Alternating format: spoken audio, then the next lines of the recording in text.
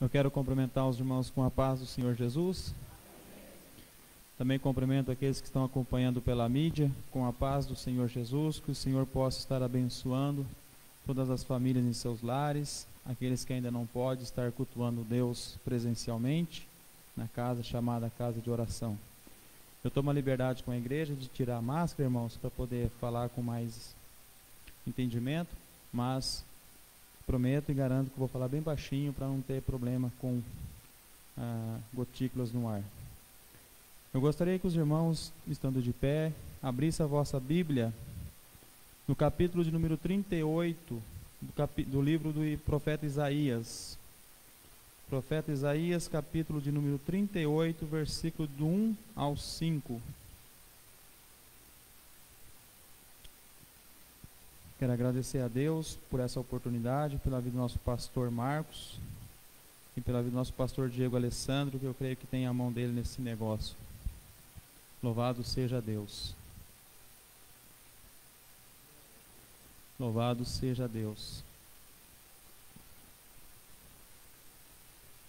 Profeta Isaías, capítulo de número 38, versículo 1, diz-nos assim: Naqueles dias, Ezequias adoeceu de uma enfermidade mortal, e veio a ele Isaías, filho de Amós, o profeta. Ele diz: Assim diz o Senhor, põe em ordem a tua casa, porque morrerás e não viverás. Então virou Ezequias o rosto para a parede e orou ao Senhor. E disse: Ó Senhor, lembra-te, peço-te, de que andei diante de ti em verdade, e com o coração perfeito fiz o que era reto aos teus olhos. E chorou Ezequias muitíssimo. Então veio a palavra do Senhor a Isaías, dizendo: Vai e diz a Ezequias: Assim diz o Senhor, o Deus de Davi, teu pai: Ouvi a tua oração, e vi as tuas lágrimas, e eis que acrescentarei aos teus dias 15 anos. Pode tomar os assentos, meus amados. Meus queridos, eu estou nessa palavra acho que já faz uns 3 meses, meditando, aguardando a oportunidade, que eu creio que é pelo poder de Deus e pela vontade do Senhor. Então eu gostaria de falar bem simplificado e bem objetivamente com os irmãos em relação a essa passagem. Quando nós olhamos para o início da leitura que nós fizemos, nós vamos ver que começa assim: naqueles dias. Que dias eram esses? Eram os dias que estão descritos no capítulo 36 e no capítulo 37 do mesmo livro. Essa passagem está entre o capítulo 36 e o 37 do livro do profeta Isaías. E o que estava acontecendo nesse dia?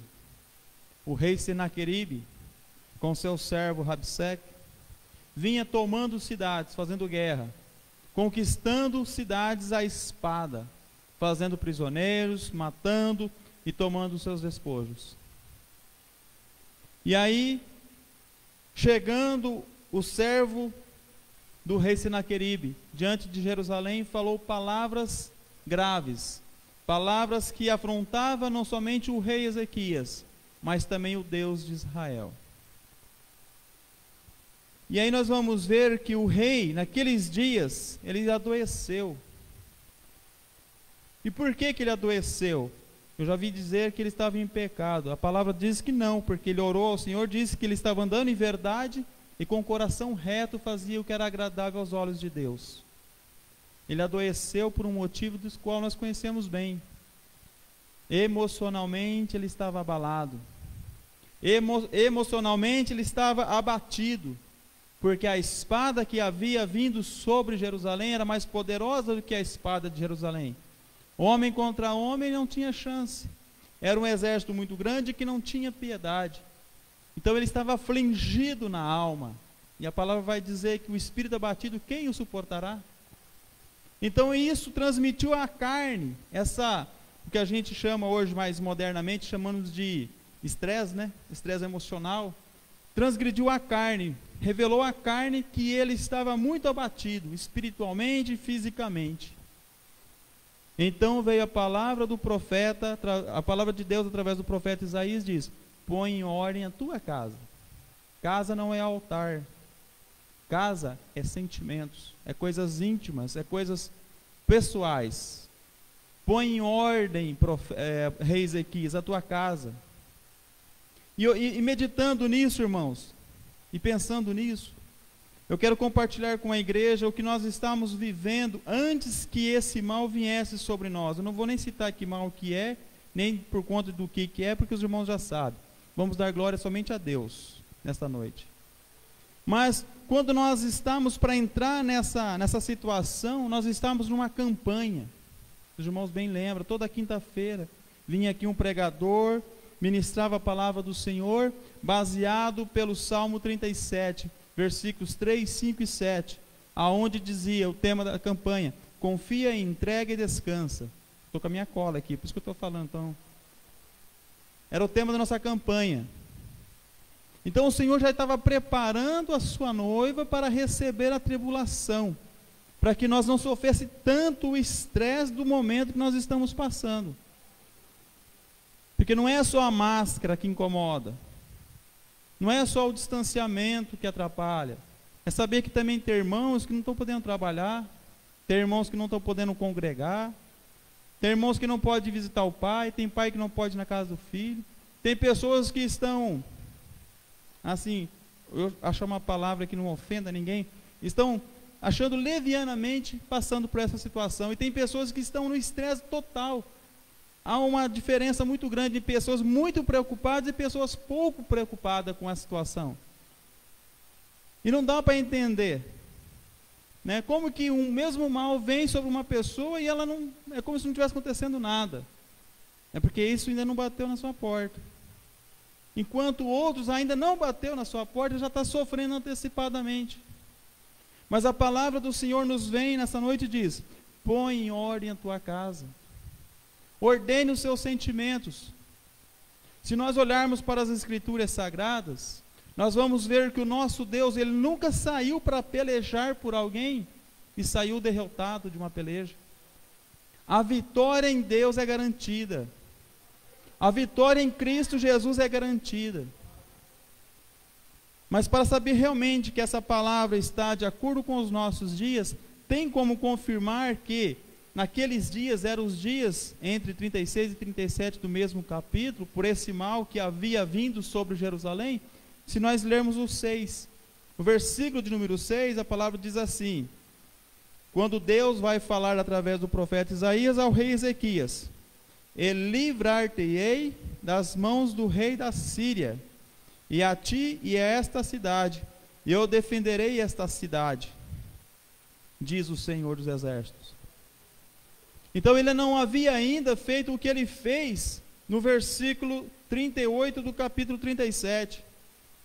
A palavra do Senhor vai dizer no capítulo 37, no versículo 36, assim: então saiu o anjo do Senhor e feriu no arraial dos assírios a 185.000 soldados. E quando se levantaram pela manhã cedo, eis que tudo eram corpos mortos.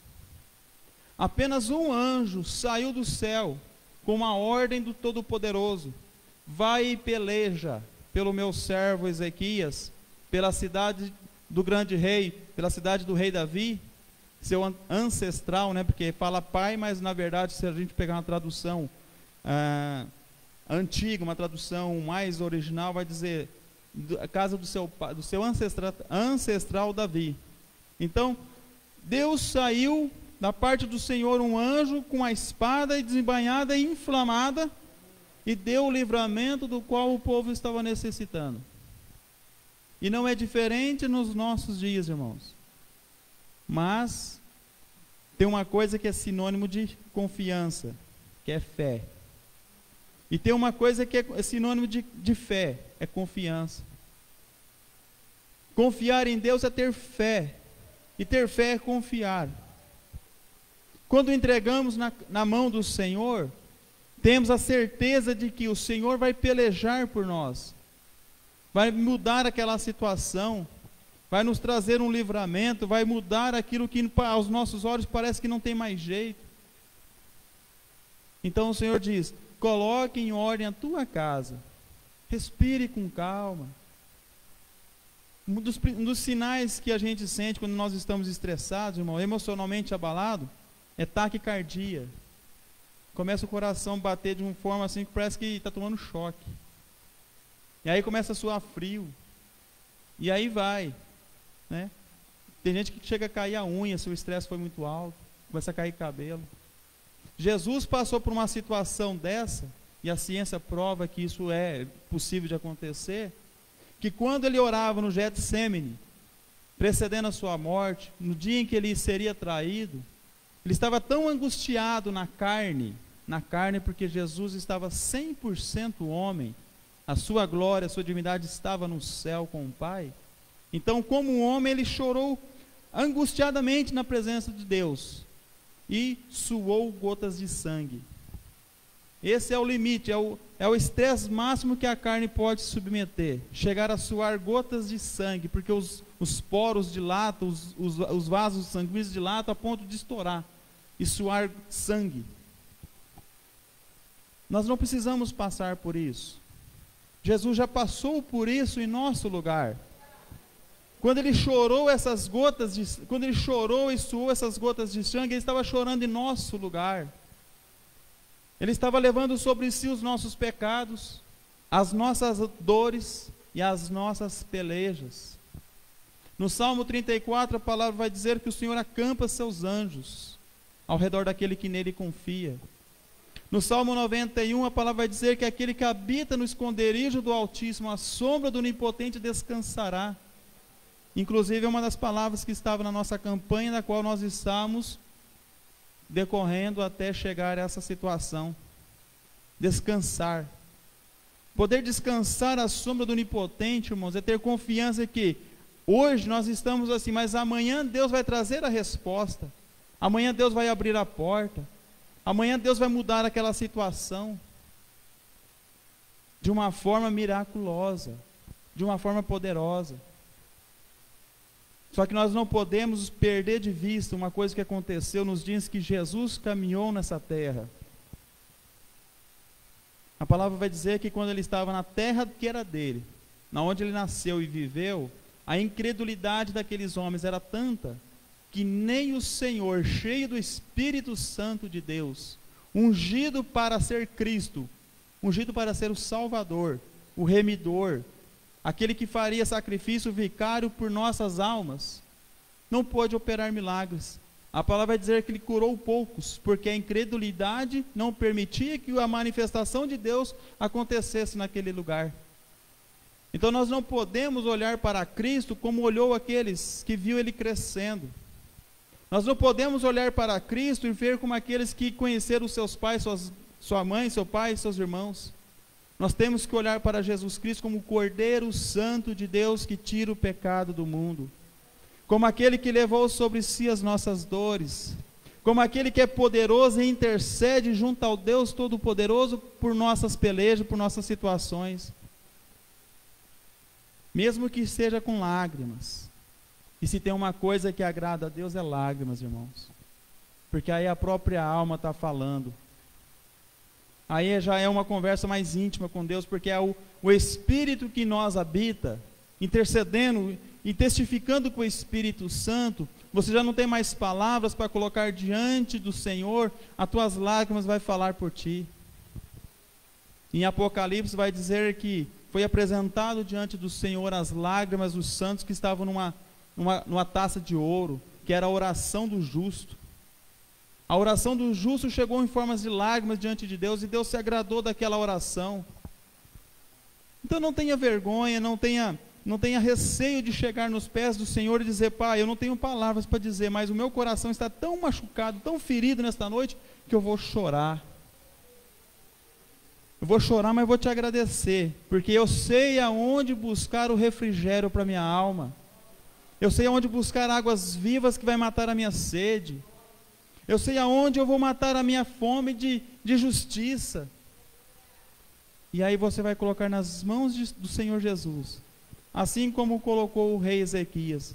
A palavra diz que ele virou para o lado, deitado ainda no seu leito, orou e chorou amargamente. E essas lágrimas chegaram diante de Deus, que em 2 Reis, capítulo 20, narra essa mesma passagem, vai dizer que o profeta não havia ainda saído do pátio do castelo do rei Ezequias. E a palavra do Senhor veio ao profeta Isaías: volte e fala para meu servo, que eu acrescentarei 15 anos para quem estava com uma sentença de morte imediata, irmãos. E aí ele volta e dá a palavra para o rei. E aí o rei vai fazer uma oração de agradecimento a Deus, porque Deus refrigerou a sua alma. Deus entrou com o livramento na cidade de Jerusalém. E pela manhã eram corpos mortos. E ainda fez uma promessa para o rei. Ele falou: no terceiro dia tu se levantarás do seu leito e vais subir na casa do Senhor.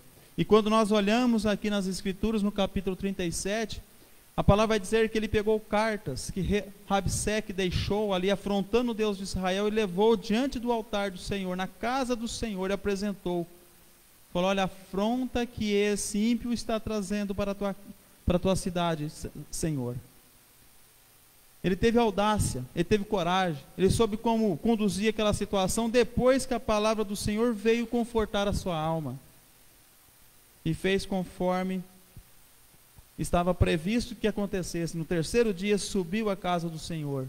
E eu creio que neste momento ele apresenta aquelas cartas, cartas de afronta, cartas aonde o inimigo estava dizendo que não poderia o Deus do rei Ezequias livrar da mão do grande rei, porque nenhum outro Deus tinha livrado as outras cidades. Mas ali ele estava diante do rei dos reis, o Senhor dos exércitos, o Criador do céu e da terra.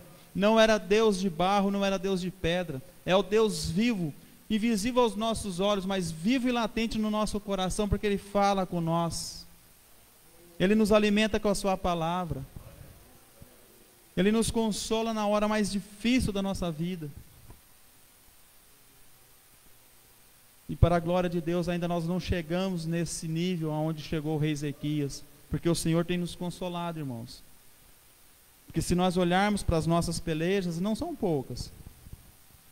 Viver num mundo onde a perturbação está a todo lugar, viver num mundo onde as situações chegam sem você se preparar para aquilo, e quando você pensa que não, já está numa situação que às vezes você está sendo afrontado, está sendo inquirido em relação ao seu Deus, mas descansa no Senhor.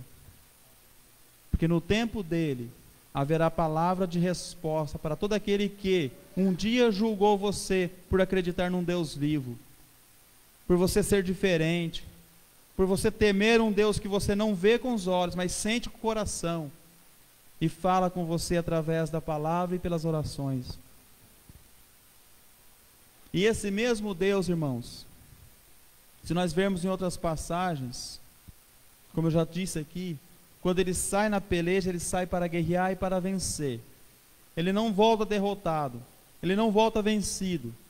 E aquele que foi com ele, aquele cujo Senhor é a sua testa, a sua fortaleza, vence com o Senhor. Quando Moisés chegou diante do Mar Vermelho, não tinha mais o que fazer. Então ele orou a Deus, e o Senhor diz: o que tem na tua mão? Cajado, símbolo de autoridade, símbolo de um pastor que tem o comando das suas ovelhas. Falou: então erga o seu cajado e aponte para o mar. E as águas se fenderam, de uma forma miraculosa, poderosa, de uma forma que a ciência não pode explicar. E o povo passou a seco, não havia nem barro. E quando, saindo do outro lado, as 12 tribos de Israel, carregando todo o despojo que tinham recebido do Egito, as águas encobriram o faraó. Recentemente acharam aros de carroça, de ouro, por isso que estão ainda no mar, estavam no mar, no caminho que supõe que seja o caminho que passaram as 12 tribos. Acharam sinais, vestígios de que alguém tentou entrar com carroça no meio do mar. Aros de carroça e restos de madeira que davam a entender que eram de charretes usadas pelos soldados de Faraó. E quando Josué vai conquistar as terras prometidas por Deus, o Senhor fala: dê 7 voltas em torno da cidade de Jericó. E no 7º dia tocou o shofar e as muralhas desceram. Recentemente acharam os muros de Jericó, parte dos muros, enterrado. Não caíram, não derribaram nem para frente nem para trás. Desceram, foram engolidos pela terra. E eram muros tão largos que 2 carroças andavam de lado uma da outra. Era uma extensão que dava para você ir daqui em Chaporã, andando sobre muralhas. Que ela cercava quase que 10.000 alqueires de terra. Era muito grande, era muita cidade, era muita muralha. E elas desceram. Porque Deus era com Josué. E Josué fez conforme a palavra do Senhor. Quando nós olhamos para Davi, entrando no vale de Elá, sem armadura, sem espada, fazendo aquilo que ele fez a vida toda, tacando pedra. Mas Deus era com ele, irmãos, a ponto de a pedra acertar no único lugar daquele incircunciso, segundo as palavras do rei Davi, que havia para acertar uma pedra, que era no centro da sua testa, o lugar que não estava protegido pelo seu elmo. E aquele gigante cai de joelho, não diante de Davi, mas ele se prostra diante do Deus de Israel, porque ele vinha afrontando Israel com o seu Deus. A palavra vai dizer que na frente ia o seu escudeiro, e no seu escudo tinha o símbolo do seu Deus, Dagon, o Deus que eles adoravam, Deus de pedra. O mesmo Deus de pedra que, quando a arca foi colocada na casa dos filisteus, caiu e teve as mãos amputadas e a cabeça cortada. Então Deus de pedra não pode livrar ninguém, mas o Deus vivo, esse é poderoso para toda boa obra. E aí o rei Davi entra naquele campo de batalha como um menino, um cuidador de ovelhas. Nem pastor ele não era, porque as ovelhas eram do seu pai. Ele cuidava das ovelhas de seu pai, mas as defendia com coragem. E ele tinha uma coisa no coração, irmãos, uma promessa. Um dia ele ouviu de um profeta chamado Samuel que o Senhor o faria rei. E aí ele saiu dali cheio de alegria, falou: onde está a minha coroa? Não, ele pegou o cajadinho e voltou a cuidar das ovelhas do pai, mas a palavra guardada no coração. Passado-se muito tempo depois, quando ele chega no arraial, que ele ouve qual era a promessa do rei Saul, casar com a filha do rei, aí ele ligou uma coisa com a outra. Eu não sou da descendência de Saul, Saul é benjamita, eu sou da tribo de Belita, eu sou da tribo de Belém, de Judá, da cidade de Belém, da tribo de Judá. Saul era da tribo de Benjamim. Não tem como eu ser rei, não sou da descendência de Saul, mas se eu casar com a filha do rei, eu herdo o trono do rei. Então ele associou as coisas e teve confiança no que ele ouviu há muito tempo atrás de um profeta. Falou: eu vou contra esse incircunciso. E foi, com as armas que ele tinha. E o Espírito Santo de Deus entrou naquele campo com ele. Então, irmãos, quando nós, com as nossas pelejas, com as nossas circunstâncias diárias, rotineiras, se entregarmos no Senhor, conforme nós estamos aqui naquela campanha do Salmo 37, no versículo 3, 5 e 7, confia, entrega e descansa no Senhor. Se vir aquele abatimento, chore. Se vir aquele desespero, clame ao Senhor, mas não saia da presença de Deus. Antes de falar para o irmão, fale a Deus. Antes de vir conversar com o pastor, conversa com Deus. Antes de reclamar, irmãos, apresenta a situação ao Senhor. Você quer ver um bichinho que fica coçando o crente, e que muitos caem por esse bichinho, e depois o crente quer dar uma desculpa, mas aí já é tarde, reclama, depois fala, não estou reclamando, só estou falando. Irmão, reclamar e falar é a mesma coisa, murmurar é falar baixo. Ninguém sai gritando, oh, estou com esse problema. Fala baixinho pro irmão ali, oh, irmão, está tão ruim, está tão difícil, a situação está tão complicada. Mas e Deus? Como que está essa situação diante de Deus? Qual é a palavra de Deus para a tua vida? A palavra do Senhor está à nossa disposição. Se buscarmos no Senhor, o Senhor responderá. Talvez não aquilo que queremos ouvir, porque Deus não é nosso empregado. Deus é nosso Senhor. Lá fora pode ser o Deus te pague. Aqui é o Senhor dos exércitos. Lá fora ele pode ser o vai com Deus, fica com Deus, se Deus quiser. Aqui é a sua vontade é soberana, seja feito segundo o teu querer. Então, Pai, que eu possa inclinar o meu coração a Ti e entender qual é a Tua vontade. Para que eu vou querer uma porta se não é essa que o Senhor quer? Então me mostra qual é o caminho que eu devo buscar. Como é a situação que eu tenho que viver, Pai? Por quantas provas eu tenho que passar para realmente provar que a minha fé em Teu nome santo está guardada no meu coração, Pai. Deus não vai provar ninguém como provou Abraão, porque Ele mostrou que Ele não se agrada de sangue humano. Mas imagina, irmãos, só por um minuto, é difícil de imaginar, porque como Deus não vai requerer, a gente não consegue mensurar isso. Mas imagina Deus pedir o seu filho para entregar como sacrifício. Isso no Velho Testamento era coisa habitual. Era cordeiros, era boi, era novilha vermelha, era o bode expiatório. Só que aí Deus pediu o próprio filho, o filho da promessa.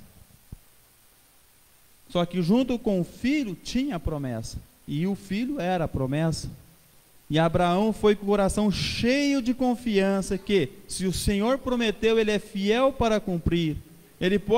Eu posso tirar a vida do meu filho, mas Ele tornará a dar.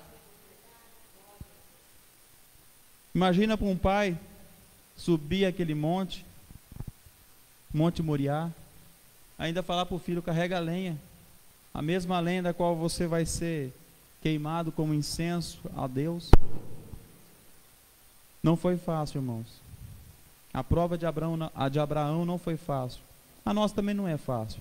Cada um tem a sua. Cada um passa pela sua peleja. Mas Abraão guardou no coração a promessa. Assim como Davi guardou no coração a promessa. E eu creio que a igreja da Vila Glória tem promessa do Senhor. O nosso Deus que nos tira do mundo, irmão, Ele não tira nós para jogar no mundo novamente. Ele nos tira para nos guardar como a noiva do Cordeiro de Deus, como a menina dos seus olhos. Ele nos ama e nos quer próximo.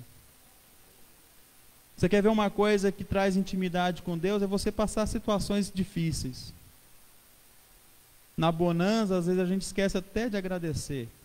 Num banquete farto, às vezes nós esquecemos até de agradecer. Mas numa situação que não tem nada para pôr na mesa, chegar ali um arroz e um feijão com ovo, irmãos, aí você vai glorificar a Deus. Falar, ó, Deus proveu no meu lar. Até a prova, irmãos, é bênção para a vida do crente, porque é onde nós aumentamos a nossa intimidade com o nosso Deus. E se tem uma coisa que Deus quer, é ter intimidade com a sua noiva. Ele quer conversar com a sua noiva. Ele quer ouvir os seus pedidos, entender as suas intenções nessa terra. Ele quer saber o que você pensa, o que você quer. Ele quer te dar direção, quer confirmar as suas promessas, quer te selar definitivamente com o Espírito Santo de Deus. E aí, irmãos, o mundo pode até tentar, mas a única pessoa que vai poder te tirar da presença do Rei, dos reis, do Senhor dos senhores, é a própria pessoa. Porque o mundo já não vai ter mais nada a te oferecer que seja melhor do que estar na presença de Deus. Só que nós temos que vigiar muito, e termino por aqui. Porque se nós olharmos no Evangelho de João, a palavra vai dizer que, em determinado momento, Jesus vai dizer: o povo até creu em mim, mas não quiseram-me, porque preferiram a glória do mundo, preferiram a glória do homem. O que pode nos tirar da presença de Deus é vaidade. É a concupiscência da carne em querer alguma coisa que não é lícito para um crente. É querer estar em lugar que não é propício para a crente. Então que as coisas do mundo não venham nos envaidecer e encher os nossos olhos de desejo. Antes, confiemos no Senhor e que os nossos olhos estejam naquilo que nós não vemos, mas que buscamos com confiança, irmãos. Aquilo que o Senhor prometeu, o dia que Ele nos resgatou e nos lavou, e é fiel para concluir essa boa obra.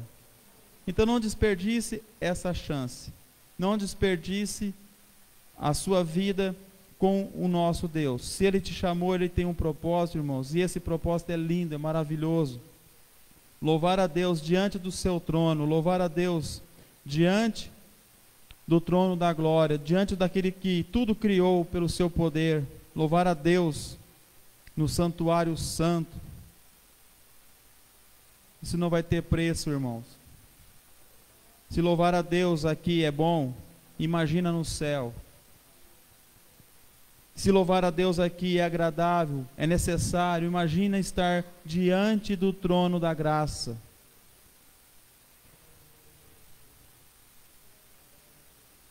João 14, 12.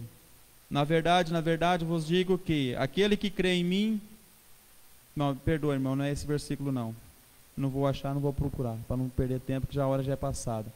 Mas Jesus disse que, por amor às coisas do mundo, abandonaram Cristo, porque preferiram viver as glórias da terra.